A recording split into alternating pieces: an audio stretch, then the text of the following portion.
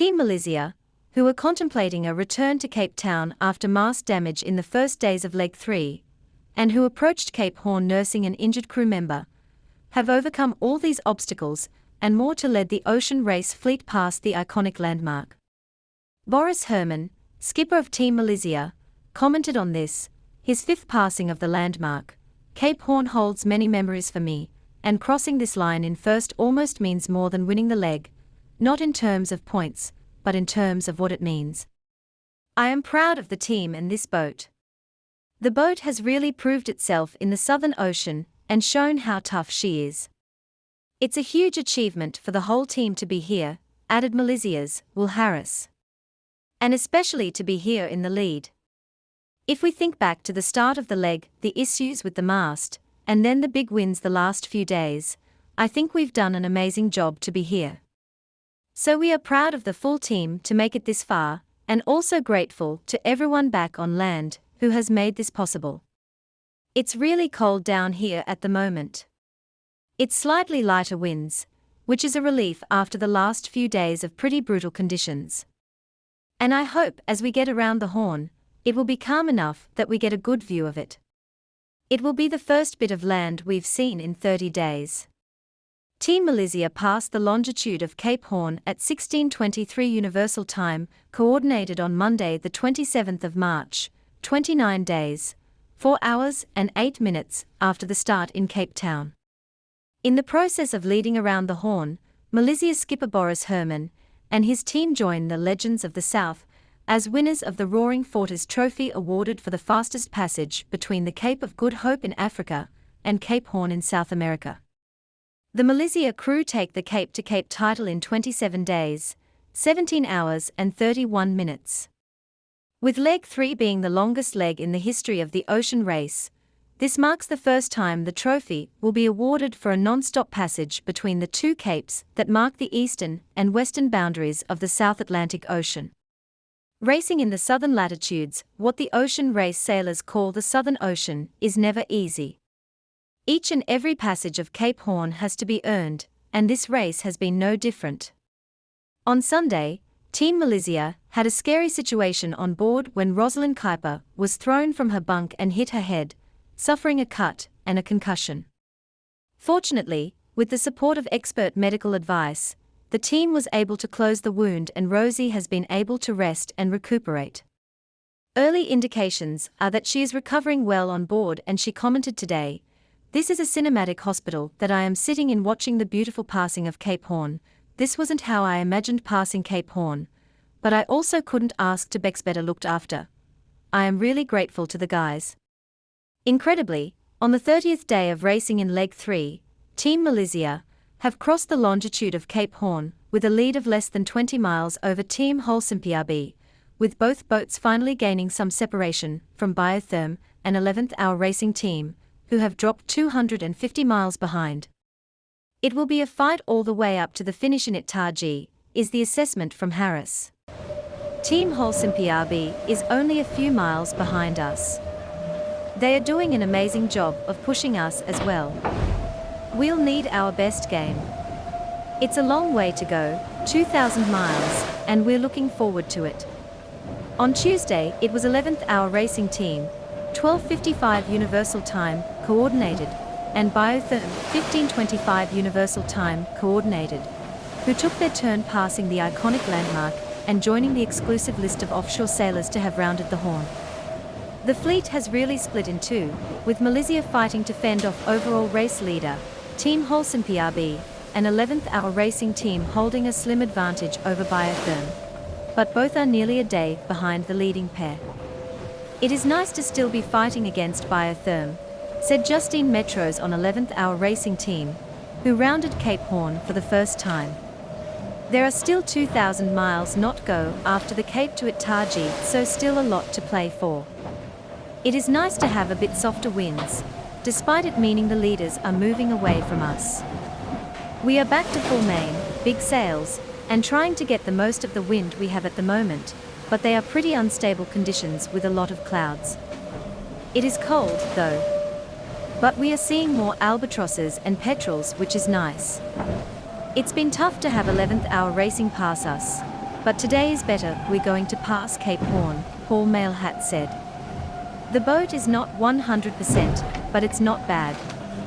We are really proud of the work we have done. 1 year ago, we were putting layers in the boat mold, and today, we are racing past Cape Horn in it. Already this is a victory.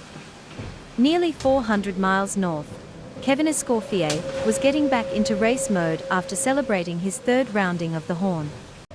The main challenge is still to get to Itagai, he said. The weather can change rapidly. Rather than looking for weather systems that move very quickly and that can change direction, we'd rather go on the northern route. Always protecting the boat and the crew.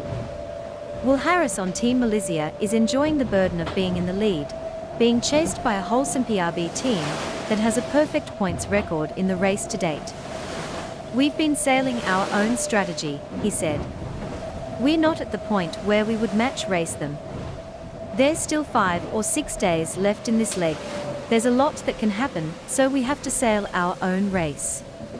The easiest way to finish ahead of them is to give ourselves an opportunity to jump ahead by a few miles. We have to do what we think is right and play our own game. The list of boats and skippers who have won the Roaring Forties trophy is as good as it gets.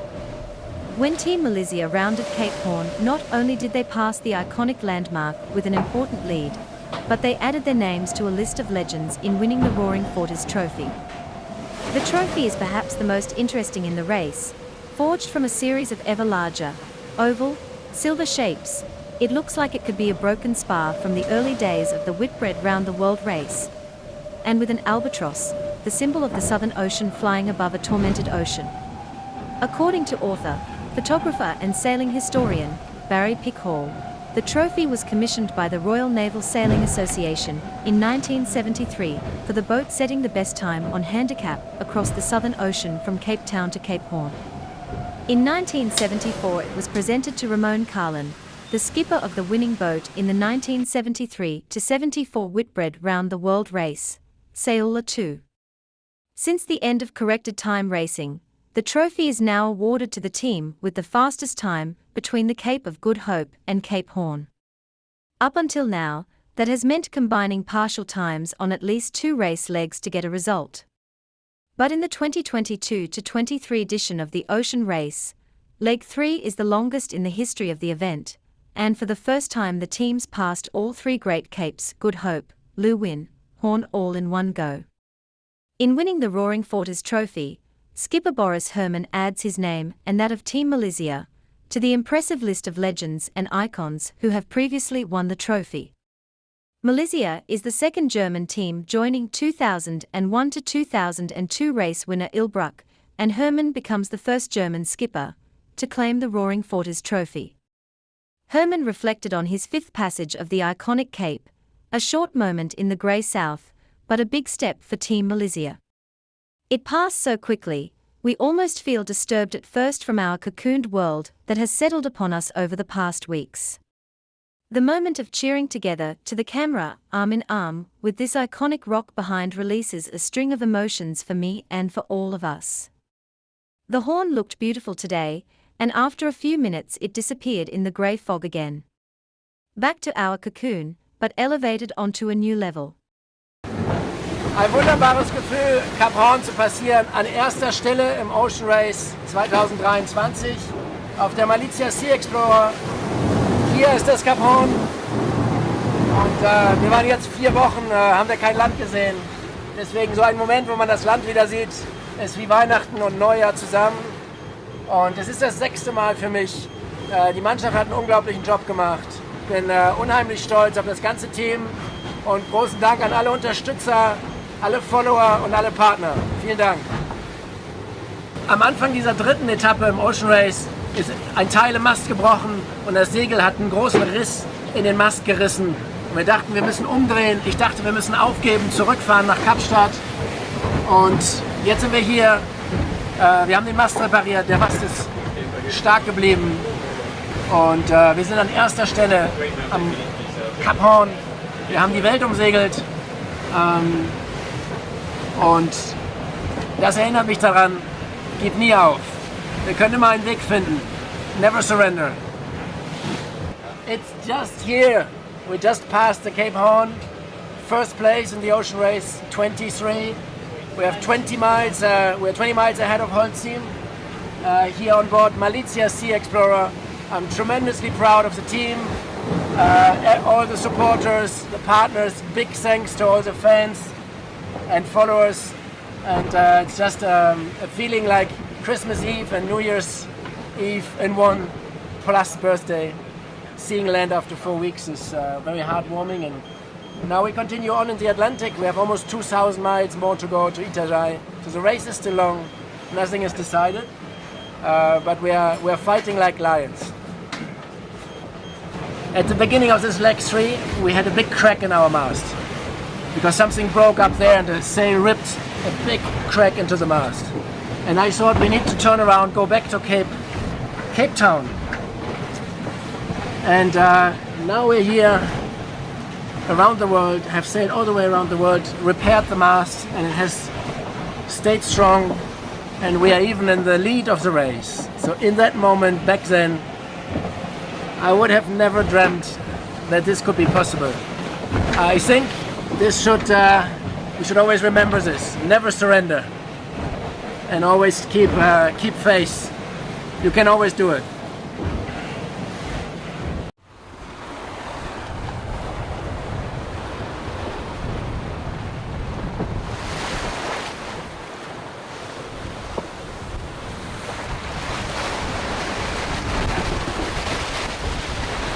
First time we see land after 1 month sailing. I have no word to describe what I'm feeling right now. It's just magical.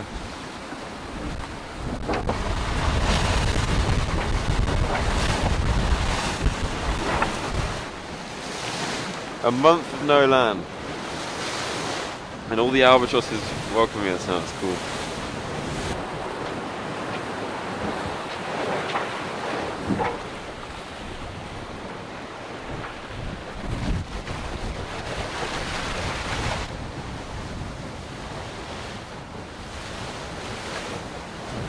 There it is.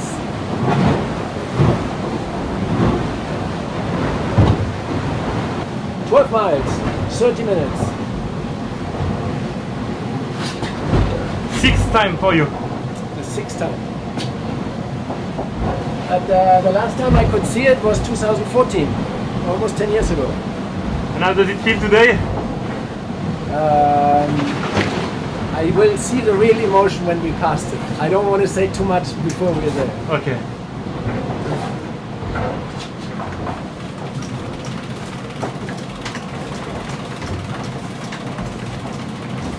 We try to get there quick because Holcim is not far behind. Yeah. 20 miles.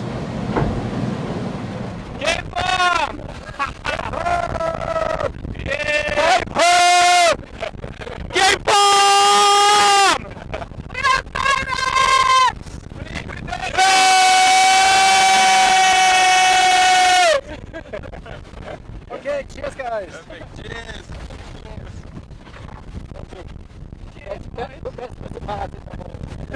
Yeah. This is the best recovery. Oh.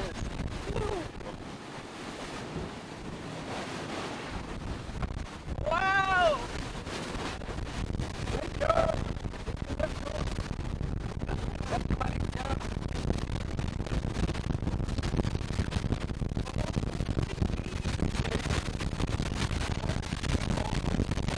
Malizia! First at Cape Horn! Yay!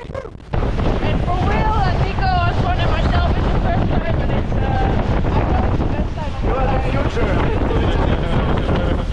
You will be here soon again. Oh, it's such a nice feeling though, huh? Woo! We are almost too fast. Almost too fast. That's what I like to hear. It's a bit like the finish line that we had in the middle of the race. A finish and a start at the same time. Yeah.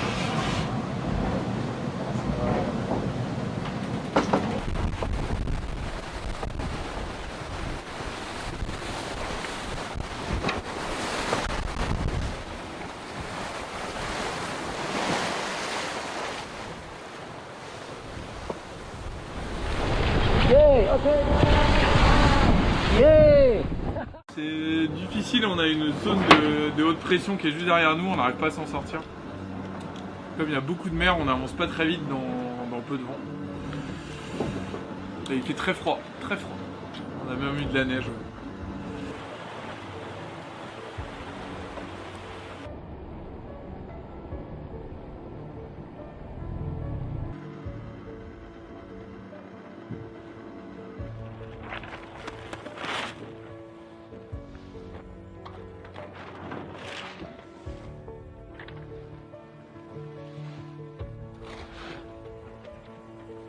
So we are stuck in no wind, not very far from Cape Horn. It's the first time I've been here with no wind. It's a bit unusual for the Southern Ocean and the, what are they called, furious 50s. They're not very furious today.